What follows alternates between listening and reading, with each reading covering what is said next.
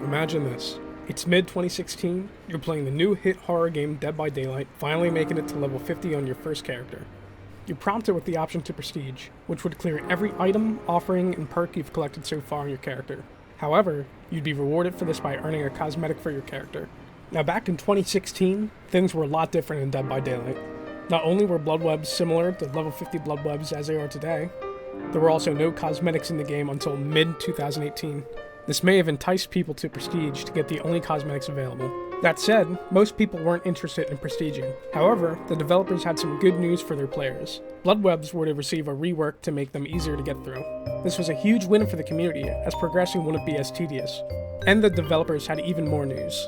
New cosmetics were to be added to the game, known as Legacy. Players would have to act quickly though, as the deadline for these cosmetics was November 24th, 2016. With no perks like barbecue and chili and we're gonna live forever, players would really have to grind to earn these items. Fast forward to mid-2023, and Legacy has never come back to the game and most likely never will. There have been a couple occasions where players felt like they've encountered the latest Legacy. Community events that led to Nia's Die Hype shirt and Wraith's Ohm cosmetics may truly be the closest we've come to new Legacy, but events like the Tome and cosmetics earned from in-game events felt like it too. But the devs seem to regret the idea of limited time cosmetics, and they've started to backpedal on it. Tome cosmetics can be bought through the in-game store, at first only through shards, but they've since become available with Auric cells. Although there was no community outcry for this, that can't be said about the 5th year anniversary cosmetics.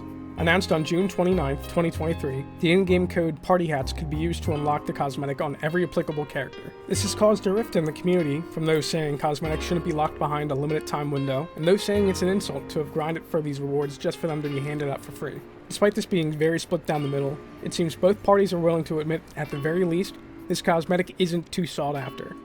Most players who earned the cosmetic during the 5th year event stopped wearing it soon after, and most who have just earned it most likely aren't using it too. But what if that cosmetic wasn't so disliked? Though not a huge upgrade, the 4th year crown is debatably a better cosmetic than the 5th year counterpart. Though not given out for free, 6 years masks are currently available in the in-game store to be bought. Some could even argue that Billy's propane weapon and Kate's free songbird torso shouldn't have been given out since people weren't there for the summer barbecue event. This begs the question, where's the line? In-game events now lock their freely earned cosmetics away for a year, when they'll be obtainable through codes or the store during the next year's event. Tomes will also have a year's difference before their cosmetics hit the stores, but what about Legacy?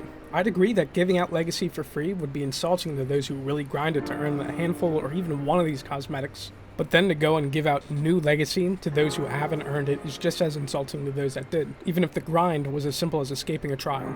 Though there isn't a way both parties would be happy with an outcome to a potential Legacy giveaway, I feel there already is an in-game way to make Legacy still feel like a true reward while keeping it prestigious. Currently in-game, you have a player level right in between your in-game currency and your in-game rank. This level's only purpose is that when your level goes up, you're rewarded with iridescent shards. However, if you hit level 100, you'll earn what's called a devotion level. This devotion is shown as a green number right below your current level. Outside of showing you just how much you've played, this devotion level has no purpose. So let's change that. For each devotion level, you'd be able to acquire one legacy item for a character of your choice. To keep it fair and similar to how current prestiging works, you'd be given a legacy item in the same order as prestige cosmetics. For Survivor, that would be shirts, pants, and then head, and for Killers, it would be the weapon, the pants, and the torso. For those thinking devotion level is too cheap of a payment, keep in mind I'm 300 hours shy of 30,000 hours, and I'm currently only devotion 14, meaning I wouldn't have enough to earn every original legacy. This would also be a great excuse to add new legacy-styled items for characters not in the game when first added, allowing you to really show your devotion to a specific character. Let me know what your opinion on behavior giving away limited time cosmetics is, and if you feel that devotion is a fair enough price for legacy. Hope you enjoyed the video. Much love.